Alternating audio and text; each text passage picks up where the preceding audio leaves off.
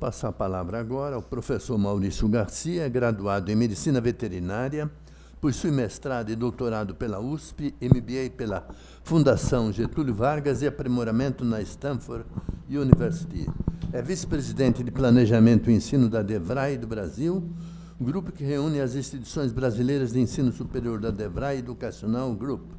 É membro do Conselho Consultivo da Secretaria de Regulação do MEC, CCPARES, do Grupo de Estudos sobre Indicadores da Educação Superior do INEP e coordenadoria da Comissão Técnica Acadêmica do Fórum das Entidades Representativas do Ensino Superior Particular.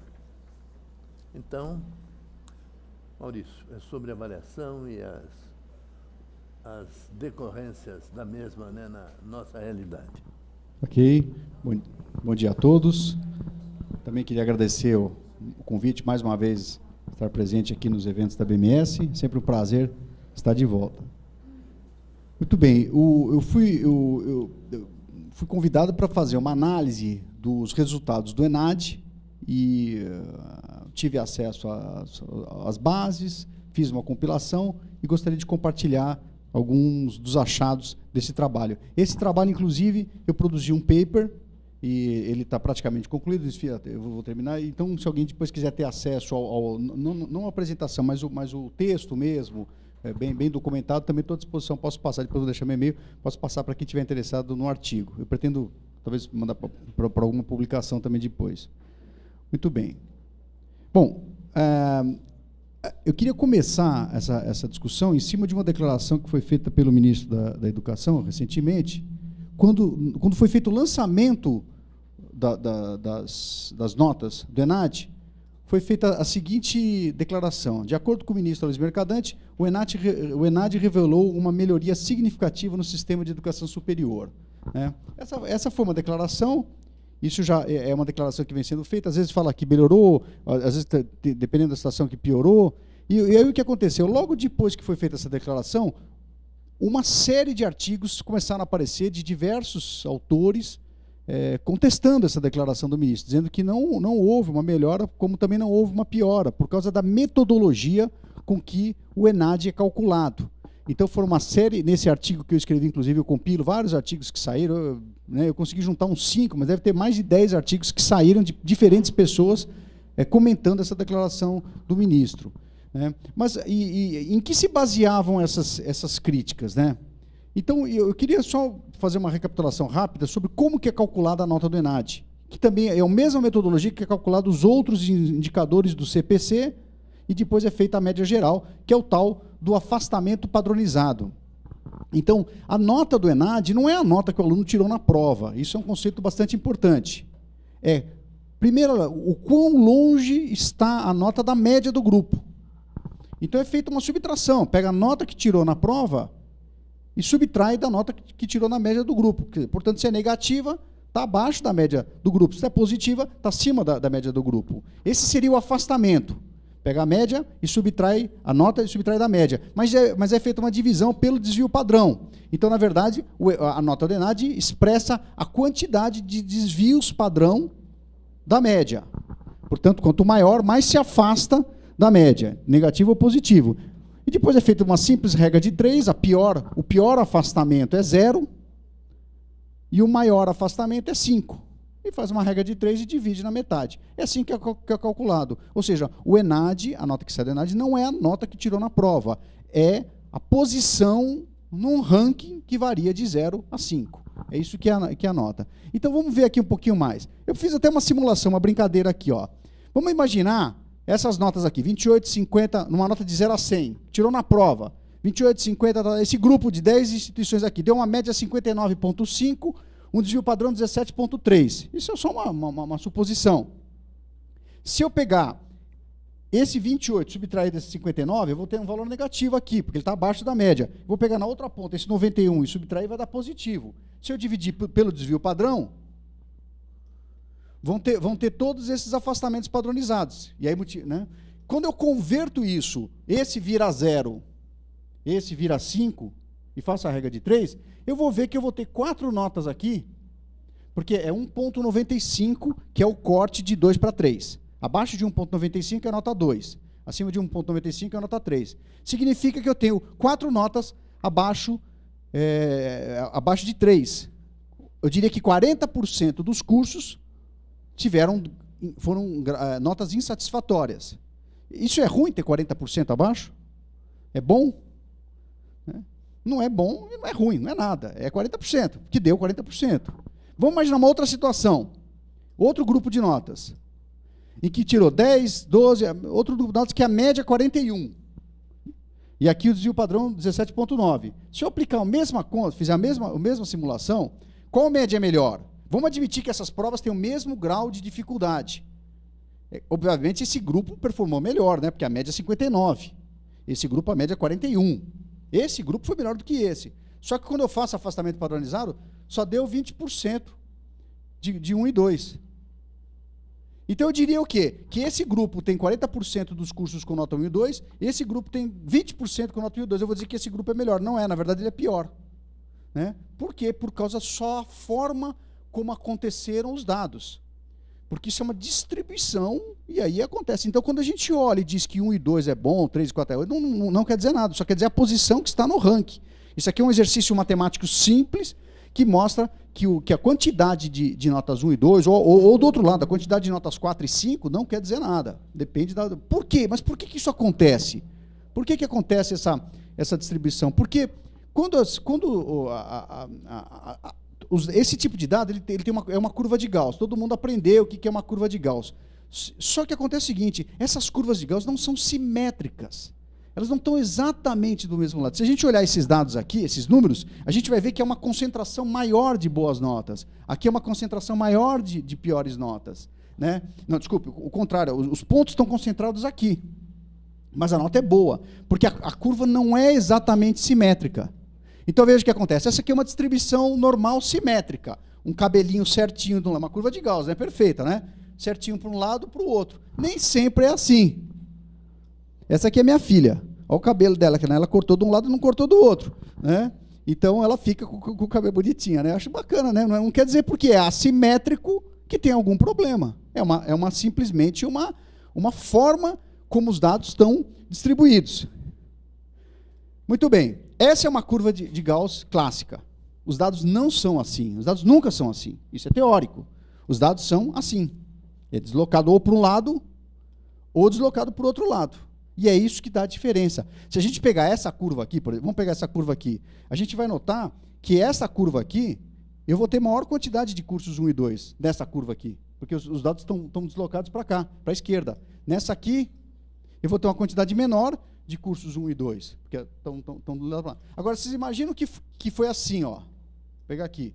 Que a distribuição foi assim. Num ano, foi essa vermelha aqui, ó. Eu vou ter uma grande concentração de cursos 1 e 2. Aí depois, no outro ano, mudou a simetria, veio para cá. Eu vou dizer que diminuiu a quantidade de 1 e 2. Só que a média que está por aqui diminuiu. Então, piorou, na verdade.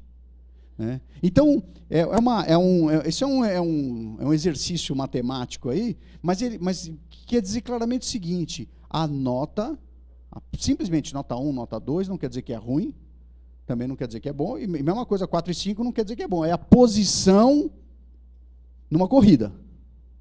Por exemplo, esse camarada aqui ganhou, correto? Ele é o primeiro lugar. Ele correu muito? Ele bateu o recorde? Não sei. Eu sei que ele chegou em primeiro, agora não sei se ele correu muito. Eu só sei que ele chegou em primeiro. E aí tem umas polêmicas, né? Por exemplo, esse está na frente desse aqui, né? Aí já começa, porque tem aqueles critérios, tem aquelas sutilezas e tal. Então, o importante é a gente entender isso. Quando a gente faz interpretação das notas do ENAD, a gente tem que entender que aquilo é um ranking. Eu só posso tirar conclusões se eu comparar uma coisa com a outra dentro do mesmo ciclo ou do ciclo oposto. Nunca ela de forma absoluta. Muito bem. Vamos lá. Como vocês sabem, só recapitulando aqui, o provão ocorreu de 1996 a 2003 e o ENAD substituiu o provão em 2004. Né? Foi até interessante, recentemente no evento do Semesp, estava tendo uma discussão, em que foi feita uma afirmação que o sistema de avaliação foi criado em 2004, até uma pessoa na plateia, eu achei bem interessante, falou, um momentinho, fazer uma correção, que era o filho do Paulo Renato, fez não, quem criou isso foi muito atrás. Né? Eu acho assim, importante a gente resgatar essa história, porque esse exame é muito antigo. Eu sou um dos defensores, eu gosto minha opinião é meio polêmica, mas eu sou a favor do ENAD, eu sou a favor do Provão, eu acho que essa é uma prova importante, poucos países no mundo conseguiram fazer uma coisa desse tipo. Eu acho que foi uma grande vitória ter conseguido implantar, superado todos os obstáculos, a logística de fazer isso num país como o Brasil. O que eu acho o problema é a forma como é usado e os erros de interpretação. Mas a existência do exame é muito positiva. Ela é muito positiva para a orientação das políticas públicas. Muito bem. Então, o ENAD foi criado em 2004 e o CPC em 2007. Então, veja o que acontece. Nós temos 3 ciclos. O 2012 é um ano importante porque a gente completou o 3º ciclo. E lembrar que no primeiro ciclo não tem CPC, então a gente não tem as outras variáveis. Eu não consegui fazer um estudo muito mais aprofundado com o primeiro ciclo. Eu consegui só o do 2º e do 3º. Então essa é outra característica importante. Você nunca pode comparar a nota do ENAD ou do CPC com o ano anterior. Você tem que comparar com 3 anos anteriores, que é ciclo contra ciclo. Pode comparar 12 com 9, 11 com 8, 10 com 7. Não 12 com 11, não quer dizer nada, é um mix de cursos completamente diferentes. Então, 2012 é um ano muito importante, porque é o ano em que a gente fecha a possibilidade de fazer comparação de ciclos dentro do contexto do CPC. Então esse resultado tem uma importância muito grande. Primeira vez que a gente consegue, que é possível ser feito esse tipo de análise. A gente fechou 2 ciclos e é o resultado que eu quero apresentar para vocês. Bom, então o que aconteceu? Vamos lá. Então, eu vou apresentar alguns slides que vai ter ciclo 2, ciclo 3, ciclo 2, porque o ciclo 1 eu não analisei, porque eu não tenho esses dados dentro do contexto do CPC. Mas ciclo 2, isso aqui é 7, 8, 9, né? 2007, 2008, 2009. Quantos cursos foram avaliados? 9.000 cursos, e se vocês olharem, vocês vão ver que nas instituições particulares, no ciclo 2, 50% dos cursos estavam no ciclo de humanas. Olha como o ciclo de humanas é um ciclo importante para as instituições particulares. Isso é número de cursos, não é número de alunos, hein, gente? É número de cursos. Mas, em termos de número de cursos, o ciclo de humanas é um ciclo bastante importante. Quando a gente pega as públicas, vejam foram 3.000 cursos avaliados. Vejam qual é o ciclo importante. É o ciclo de exatas. Então, existe uma diferença muito grande no mix de cursos das instituições públicas, no mix de cursos das instituições privadas. Como o aluno da instituição pública, ele é um aluno filtrado, que a gente fala, porque ele enfrenta o vestibular, ou seja, os alunos que chegam na instituição pública são alunos que têm uma capacidade cognitiva maior já pela origem, pela escolaridade dos pais, por uma série de outras características. É natural que as notas sejam mais altas nas instituições públicas. Portanto, se você, como é um ranking, é muito mais difícil tirar notas boas em exatas do que tirar notas boas em humanas. Por quê? Porque é uma concentração maior de cursos de instituições públicas no ciclo de exatas. Então, isso é uma característica importante, como quando a gente começa a analisar o ciclo separadamente, no que se refere à instituição privada. É um desafio muito maior você ter boas notas no ciclo de exatas. 3 anos de virou, fomos para o ciclo 3. O que aconteceu? Caiu um pouco aqui, ó, de 50, caiu para 44. E aqui subiu, concentrou mais ainda na área de humanas. Na área de exatas. Então, nós tivemos um total de 16.000 cursos avaliados no ciclo 3, 12.000 cursos avaliados no ciclo 2. Um total, 29.000 cursos. Quer dizer, os dados que eu vou mostrar para os senhores é a partir de uma pesquisa feita em 29.000 cursos. Quer dizer, uma base bastante expressiva de quantidade de cursos que dá uma relevância estatística maior para os achados que foram encontrados. Então, essa é a base de dados. Todos esses dados são divulgados pelo MEC, saem naquelas planilhas de CPC decomposto, algum de vocês já deve ter trabalhado com isso. Eu peguei tudo isso aí, joguei num servidor, né? Isso foi para um servidor, aí aplicamos os programas de estatística em cima disso para produzir os resultados. Então, é uma base bastante grande, 29.000 cursos. Muito bem. Como é que foi a evolução dos conceitos do ENAD nesses ciclos? Vamos lá. Então, olha o que acontece. Essas notas, é simplesmente, né, as notas que variam de 0 a 5, por causa daquele tratamento que foi feito, né? A gente converte as notas, então é feita uma média dessas notas e a gente tem esses resultados aí, né? Eu diria que essa diferença é pequena entre áreas. Eu não diria que tem de melhor em uma e outra, porque a diferença está dentro de uma não é muito acentuada essa distância aqui. Mas em humanas tende a ir um pouquinho melhor do que as outras. Então eu posso fazer comparação assim, de um para o outro.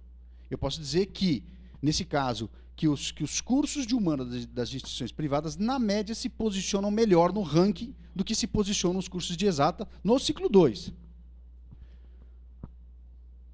Quando foi para o ciclo 3, olha, se vocês observarem, todas as notas médias subiram. 3.1, 6.3, 3.1. As médias do ENAD das instituições privadas a média subiram. Significa que os cursos estão melhores? Que a qualidade acadêmica melhorou? Não, não significa. Significa que simplesmente elas, no ranking, elas subiram de posição. Se a média toda subiu, elas melhoraram também. Mas significa que no ranking elas se posicionaram melhor. Isso pode ter sido por uma mudança na assimetria das curvas? Poderia ser uma mudança na assimetria das curvas de explicar uma mudança como essa. O que chama atenção, porém, é quando a gente faz essa análise das instituições públicas. O que a gente observa foi isso aqui, ó. Tirando esse aumento aqui na área do ciclo da saúde, as instituições públicas, elas perderam posição. Então, o que acontece? Eu não consigo dizer que a qualidade acadêmica no Brasil melhorou ou piorou, não dá para dizer nada sobre isso. Mas eu consigo dizer que as instituições particulares começam a se aproximar das públicas. Isso dá para dizer, dentro do ranking. Dentro do ranking.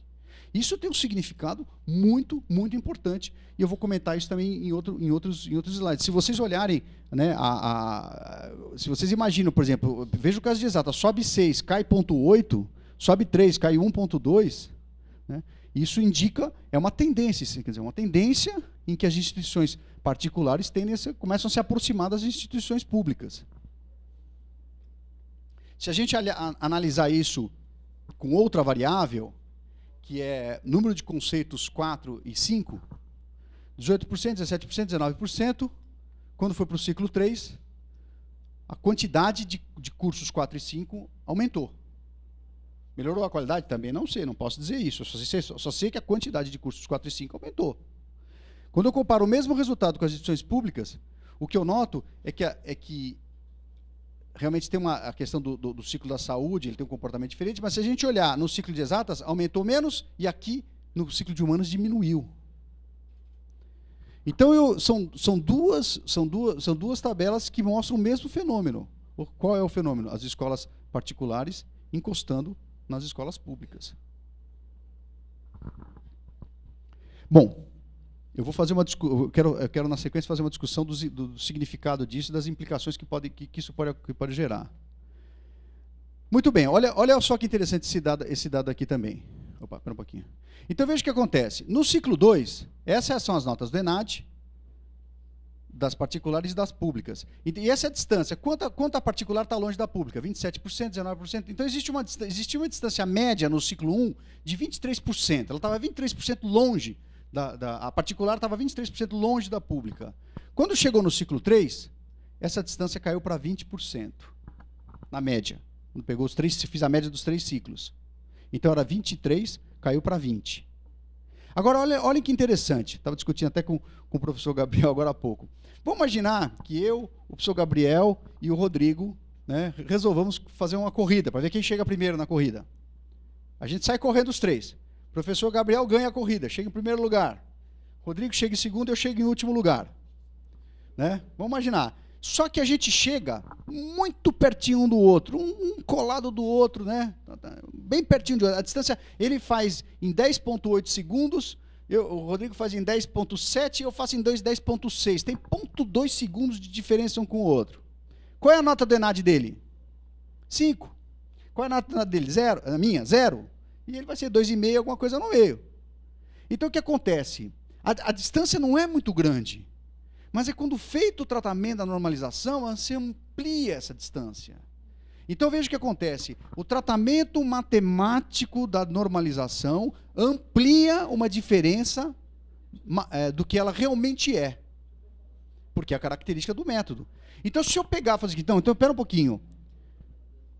Se eu pegar, deixa eu pegar esses dois tabelas, a nota do componente específico, a nota que tirou na prova, e de formação geral, se vocês olhem essa diferença, 9,8%. É a diferença da nota no componente específico, 5% a nota na formação geral. Se eu fizer uma média ponderada, 25% aqui, 75%, que é, vamos dizer, o peso das coisas, significa o seguinte, que a nota que tirou na prova, a diferença é de 8% entre instituição pública e instituição privada. Se vocês fizerem uma média aqui, uma média ponderada aqui, ó, vai dar mais ou menos uma coisa assim. O aluno da instituição pública tira ao redor de 4,2 e os alunos da instituição da particular 4,2 e o aluno da instituição pública 4,9 ou 4,8. 4,8 contra 4,2. Se você é professor, você tem um aluno que tira 4,8, outro aluno que tira 4,2, o que você fala? 0 a 10. Que nenhum dos dois presta, né? Você vai dizer uma coisa desse tipo. Mas você vai dizer que o que tirou 4,8 é muito melhor que o que tirou 4,2? É a mesma coisa. É a mesma coisa. Esse é um resultado que tem uma importância enorme, porque veja o seguinte, eu estou dizendo que a distância da nota é de 8% de um aluno que trabalha o dia inteiro, depois vai estudar de noite, dorme 5 horas por noite. E vem de uma família que é o primeiro diploma da família. Quando foi jovem, não teve. Vocês sabem que, quando se faz aquela discussão da capacidade cognitiva relacionada com o grau de escolaridade dos pais, se prova que o grau de escolaridade dos pais é uma das variáveis que tem mais influência no desempenho acadêmico. Um dos motivos da influência disso é a complexidade dos diálogos na infância da criança. Quando a criança ela vive num lar em que os pais têm diálogos mais complexos, ela vai desenvolvendo desde cedo a capacidade da abstração. Vai desenvolvendo a capacidade. Se ela não passa por esse processo, até os 7 anos de idade, não tem mais jeito. Não tem mais jeito. Você vai discutir logaritmo, não consegue entender. Né? Então, vocês sabem muito bem que existem alunos que chegam no ensino superior com gravíssimas defasagens do ensino médio.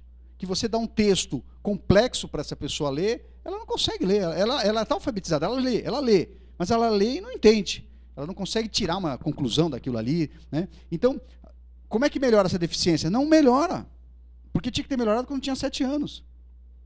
É por isso que eu digo que o nosso papel como educador, muito mais do que formar para o mercado de trabalho, mas muito mais é formar bons pais.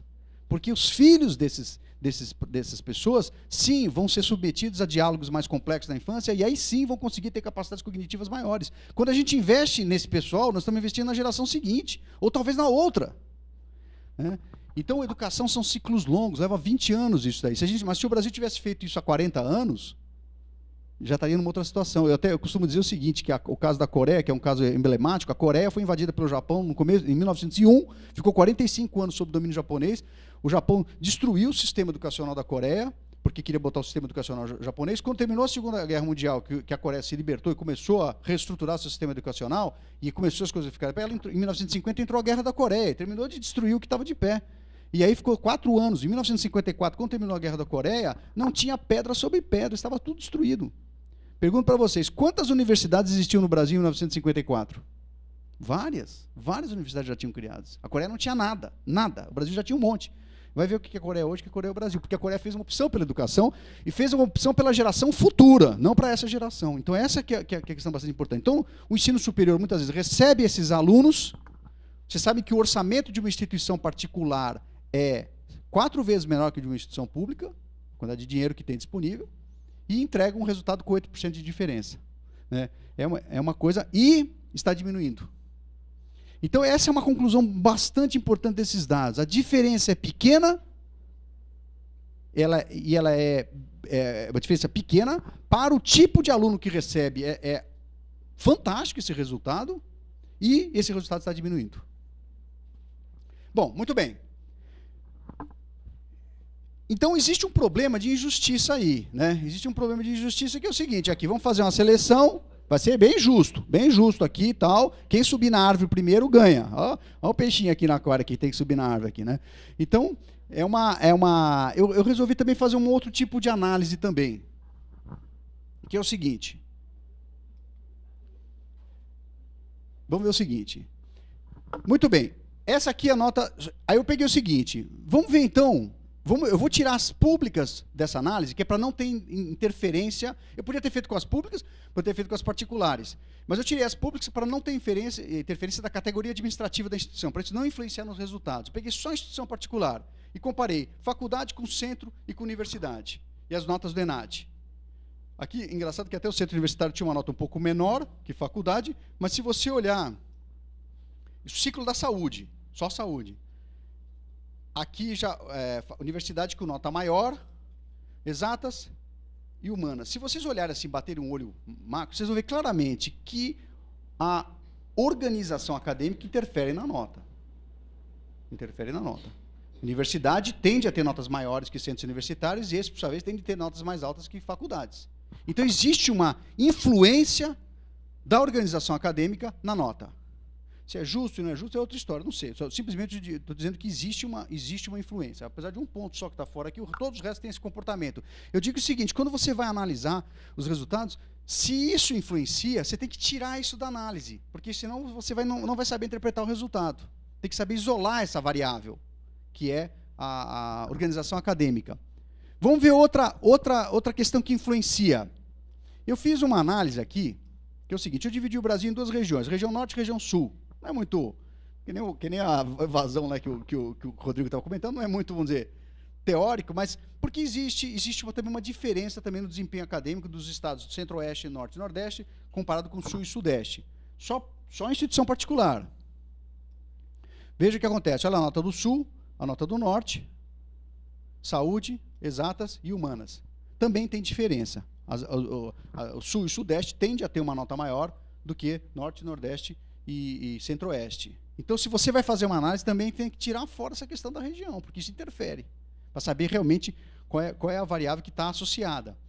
Agora, aqui o que é interessante é o seguinte, existe essa diferença realmente entre norte e sul, mas se vocês olharem, olha como entre o ciclo 2 e o ciclo 3, na saúde, a saúde melhorou, o norte melhorou 6% e o sul 3%. Aqui melhorou 12%, aqui melhorou 4%, aqui melhorou 6%, aqui melhorou 1%. Significa o quê? Essa distância está diminuindo também. O norte está se desenvolvendo, está ganhando mais posições numa velocidade mais rápida que o sul, então tende a se aproximar também. Isso é uma outra tendência. Portanto, eu já isolei categoria administrativa, não estou considerando instituição pública. Eu estou dizendo o seguinte, que organização acadêmica e região também interferem na nota, para a gente poder entender o fenômeno. Vamos lá. Então, vamos fazer uma correlação. Você sabe que correlação é uma análise muito simples. Você põe de um lado um número, você põe do outro lado outro número. E vê que o resultado que dá. Eu boto o peso das pessoas, a altura das pessoas. E aplico uma formulinha de correlação. Se aquilo dá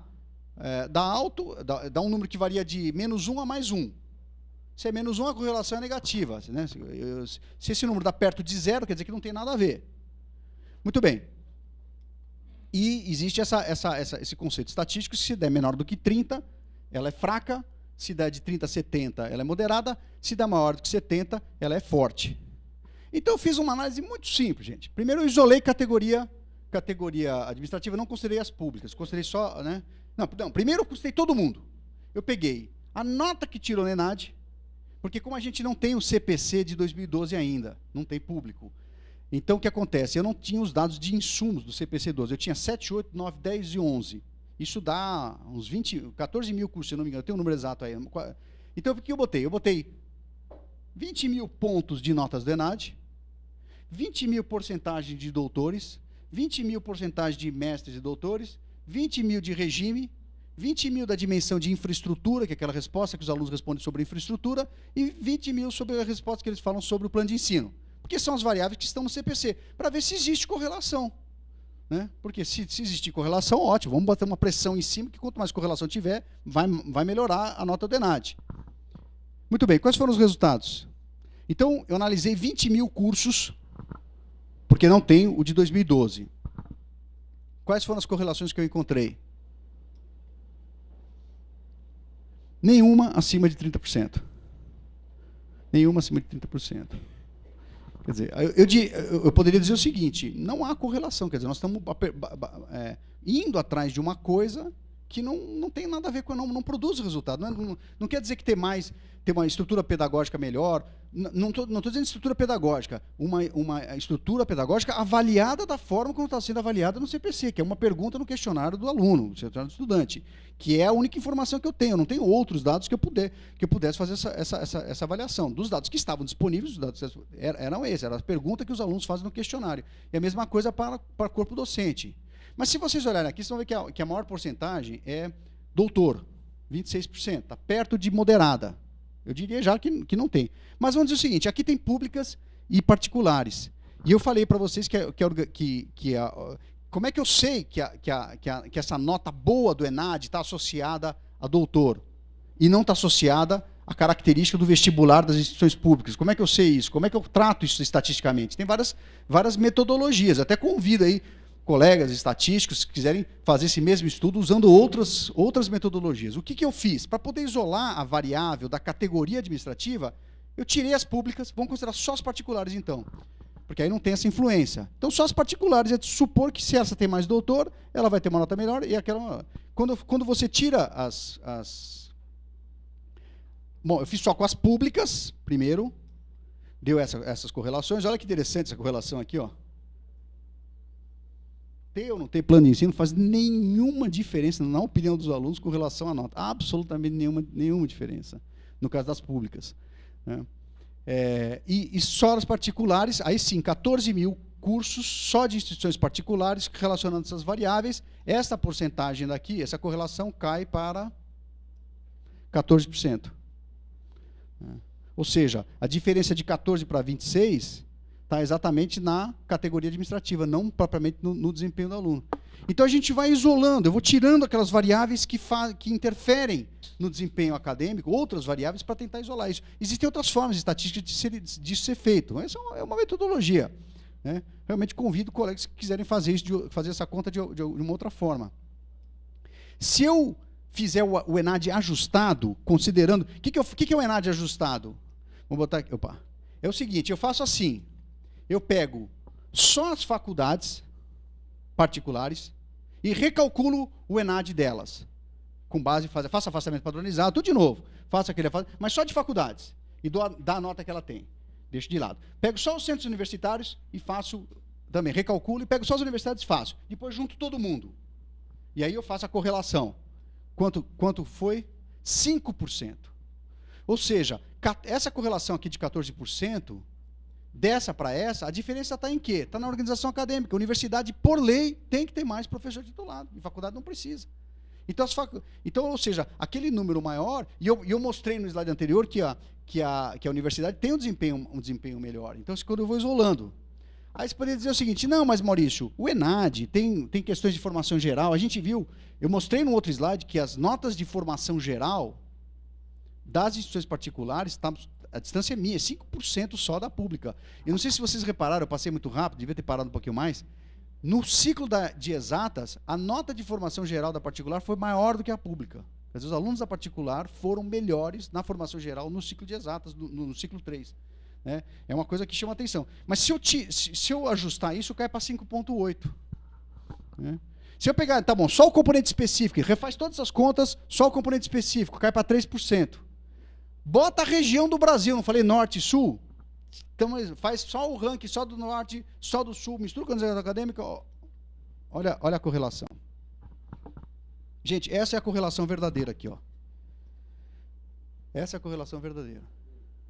Ou seja, não existe correlação, ou não vou dizer que não existe, eu não consegui provar que existe, vamos dizer de outro jeito. A metodologia que eu usei, a forma como eu analisei, não consegui demonstrar que houvesse correlação. Talvez, se for feita de outro jeito, consiga provar. Eu não consegui, usando essa metodologia, provar que existe uma correlação disso daí. Né? Isso tem algumas implicações bastante importantes, que eu vou também discutir com vocês. Vamos lá, um pouquinho mais. Então, vamos lá, vamos já ir para o fechamento. Vamos discutir as conclusões do trabalho. Primeiro, são 3 conclusões que eu quero discutir.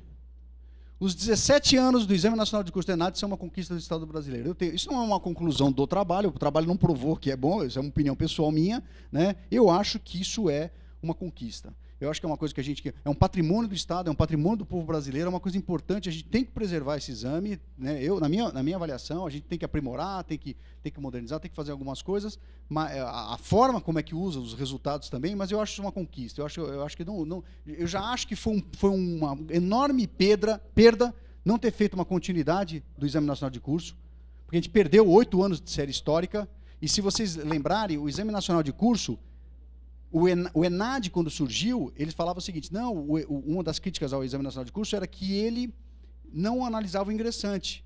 Então tinha que fazer o ENAD. O que aconteceu com o ENAD?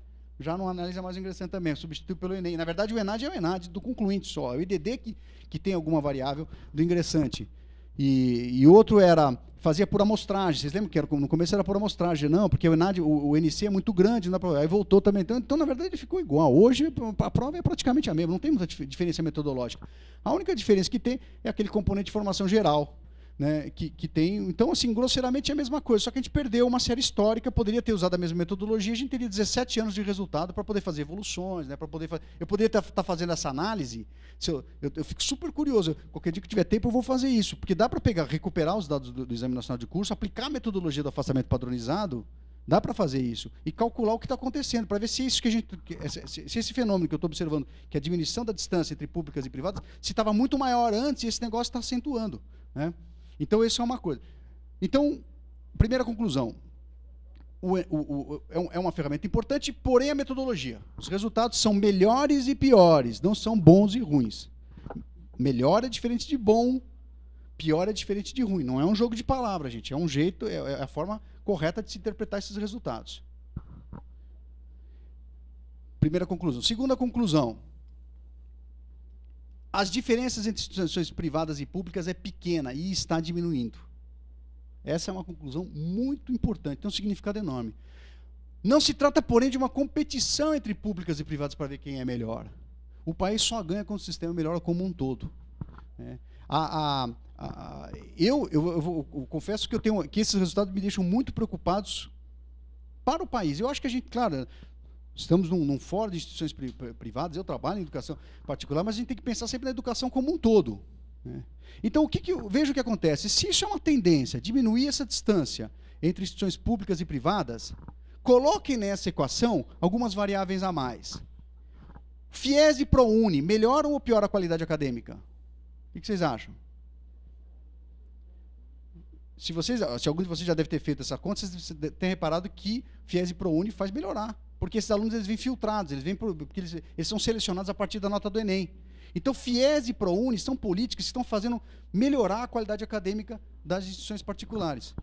Política de cotas nas instituições públicas, melhora ou piora? Piora. Então, vejam duas políticas públicas, que uma está puxando para um lado, outra está puxando para o outro lado. Vejam outra coisa. Todos que são gestores acadêmicos das instituições, vocês estão preocupados quando os alunos vão fazer prova do ENAD?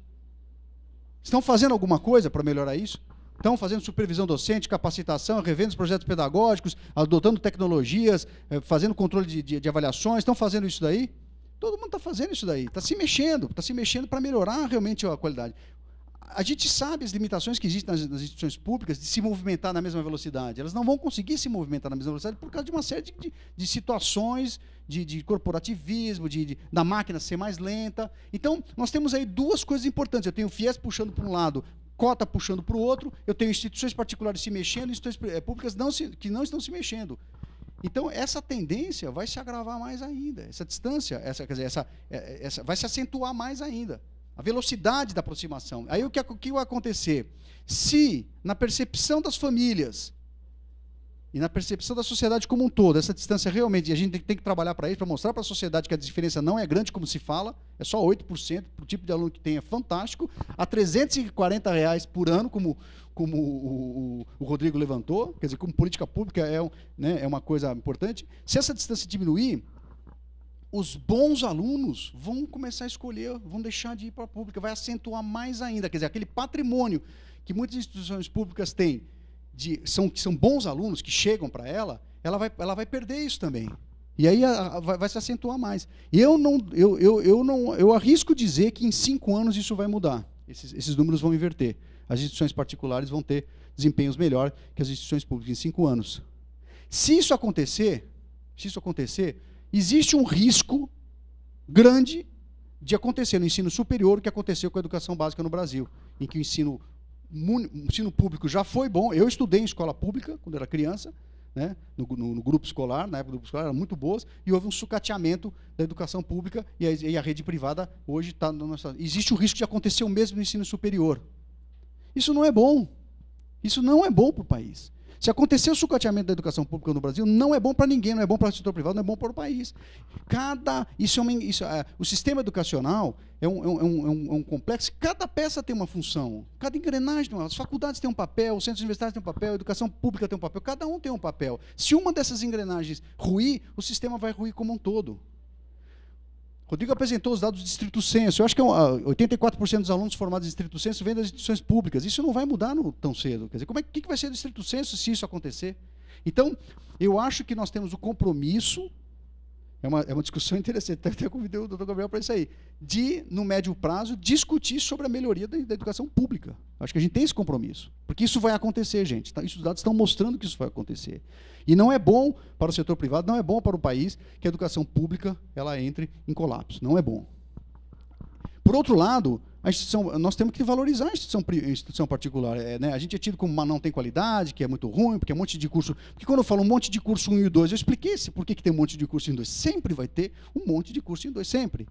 E a distância é pequena. Eu acho que se a gente não mostrar para a sociedade que o que a gente faz é um trabalho, né, modéstia à parte, né, vamos dizer assim, todos nós aqui, né, que é um trabalho, por tipo de aluno que a gente recebe, com quantidade de recursos de orçamento que a gente tem disponível, é um resultado extraordinário. Né? Então, isso é um outro resultado importante. E, por fim, isso que me chama mais atenção de tudo nesse trabalho. É fundamental compreender quais são os fatores que podem contribuir para a melhoria do desempenho acadêmico. Os insumos do CPC, Corpo Docente, Plano de Ensino e Infraestrutura, parecem não ser. Ou seja, eu não consegui demonstrar que exista correlação.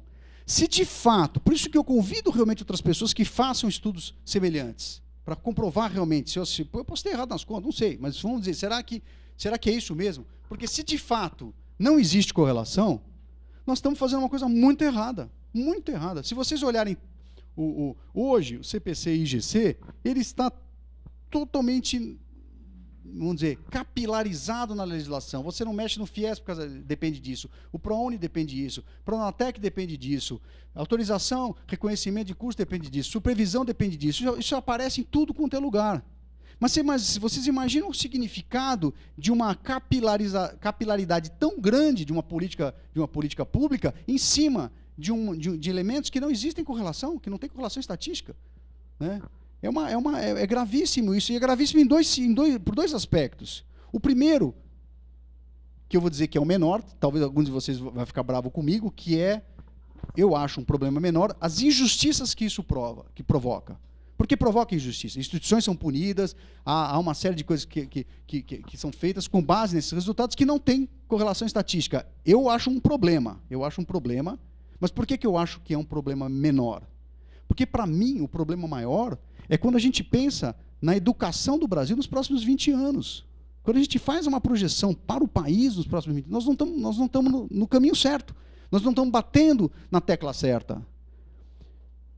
Se regime de trabalho, titulação, estrutura pedagógica não possuem correlação, quais são? Essa é a grande questão que está colocada na mesa, gente, na minha opinião. A grande questão é quais são as grandes questões em termos educacionais que a gente precisa colocar na mesa e discutir para que o quê? Para que melhore o setor privado e o setor público, porque o setor público está ameaçado. Eu acabei de mostrar para vocês que o setor público está ameaçado. Nós temos que pensar no sistema como um todo. Só que nós não estamos discutindo as grandes questões. E sabe por que nós não estamos discutindo as grandes questões? Porque nós estamos presos a tabus, a ranços, a questões como... Vou dar um exemplo, por exemplo. Será que material didático melhora o desempenho acadêmico? Sim, existe material didático para a educação fundamental, sistemas de ensino. Quem faz uma pós-graduação, principalmente um lato sensu hoje, chega lá, recebe o material didático. Então, a gente tem no ensino fundamental tem no ensino, tem na pós-graduação, mas não tem na graduação, porque o material didático ele é considerado, há críticas ao uso de material didático, que dizem que ele não faz o aluno desenvolver seu espírito crítico, porque ele recebe tudo prontinho e não desenvolve o espírito crítico. Ok, pode ser, mas quem provou isso? Alguém fez um estudo desse tipo, provou, esse grupo tem material didático, esse não tem material didático, esse está mais com o espírito, esse não tem. A gente não tem estudo sobre isso. A academia não usa o método científico que ela tanto defende nas próprias entranhas. Ela não usa o método científico para ela mesma. Então, vamos estudar, vamos ver se material didático é uma coisa que funciona. Como é que a gente vai reduzir o problema da evasão do EAD que o Rodrigo colocou? Prova. Será que fazer banco de provas, ou seja, existem muitas situações em que quem treina não é quem certifica. Né? Tem várias empresas que trabalham assim, você vai fazer um treinamento no lugar, mas a prova de certificação é o outro. No sistema tradicional, o professor dá aula e ele aplica a prova. Será que se você tirar a prova do professor e colocar em bancos de questão para que ele não tenha isso aí, isso melhora a capacidade? Isso é um paradigma que as pessoas, não pode, você vai tirar a autonomia do professor se você fizer isso. Não sei, não estou dizendo que tem que fazer, mas será que não vale a pena estudar isso? Será que isso não é uma boa prática? Quais são as boas práticas pedagógicas? Outra questão, o ensino superior recebe, como foi mostrado, por exemplo, o Rodrigo colocou, 60% dos alunos da educação à distância, quase 60%, tem mais de 25 anos. Possivelmente está afastado da escola há uns 3, 4 anos. Está afastado da escola. Às vezes mais do que isso. Tem deficiências de formação terríveis. Qual é o projeto pedagógico que serve para esse aluno? Qual é a metodologia pedagógica para esse tipo de aluno? Não é o da federal. Porque o da federal só recebe a turma bonitinha lá, certinha, todo mundo passou, não sei o quê. Você sabe o que significa um vestibular 20 para 1? Um vestibular 20 para 1, que é o que existe muitas vezes, significa pegar uma sala de aula, tirar 95 alunos e deixar só 5. É isso um vestibular para 1. Dá aula só para aqueles 5. Aqueles 5 não precisa de professor. Né? Então, o que acontece? A universidade pública, não estou querendo desmerecer a universidade pública, acho que ela exerce um papel absolutamente fundamental, mas por uma questão histórica, ela não teve a oportunidade de lidar com esse tipo de aluno, porque ela foi recebendo outro tipo de aluno ao longo da sua história. Então, ela não teve a oportunidade de desenvolver metodologias pedagógicas para esse tipo de aluno. Ela desenvolveu uma metodologia para outro tipo de aluno, que não é o aluno do EAD, por exemplo. E aí, tá bom, se não é essa, qual que é?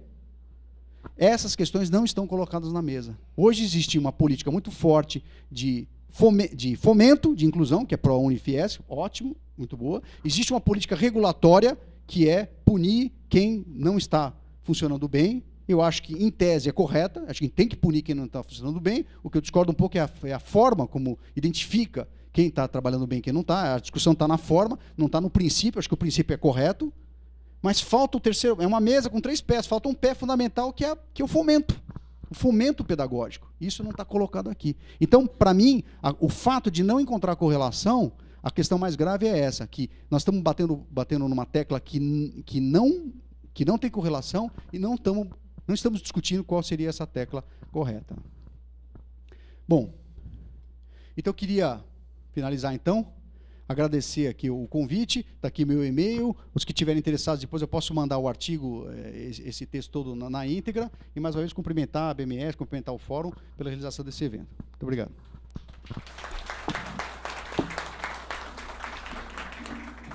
Essa exposição do professor Maurício, acho que nos permite diversas reflexões. A primeira, vamos ver, a primeira eu não me preparei para pensar melhor sobre esse assunto, é o seguinte, o nosso sistema não tem, quer dizer, nós não conseguimos formar no nosso sistema pessoas ou massa crítica para resolver os nossos problemas. Quer dizer, por quê? Acho que a primeira é um desafio maior. Quando são 2.000 instituições, será que nessas 2.000 instituições nós não conseguimos 10 pessoas, como os 2 que estão aqui na mesa, para pensarem em todas essas questões que foram aqui colocadas? Esse é um problema. Segundo, a comunicação desses fatos. Se até para nós, até eu vou pedir até um videotape do Maurício para entender melhor alguns pontos da colocação dele, que entre nós, que nós já somos da área, tem alguns pontos difíceis de serem entendidos, né? Imagine a mídia, a mídia que não entende praticamente, não tem, aliás, se não tem algum da mídia aí, vai dizer que eu estou criticando, que não tem obrigação nenhuma de entender isso, é difícil. Então, é difícil transmitir para a sociedade que o trabalho que nós fazemos é bom. Esse que é o grande desafio. É difícil. E por que que é difícil? Porque nós, quer dizer, entre nós não somos muito unidos, não. Cada um está com seus problemas também, não é crítica nenhuma, nós precisamos resolver o nosso problema, a nossa instituição, e não dá para pensar no todo. Mas todas essas reflexões vão continuar depois do cafezinho que a BMS está oferecendo para vocês. Muito obrigado.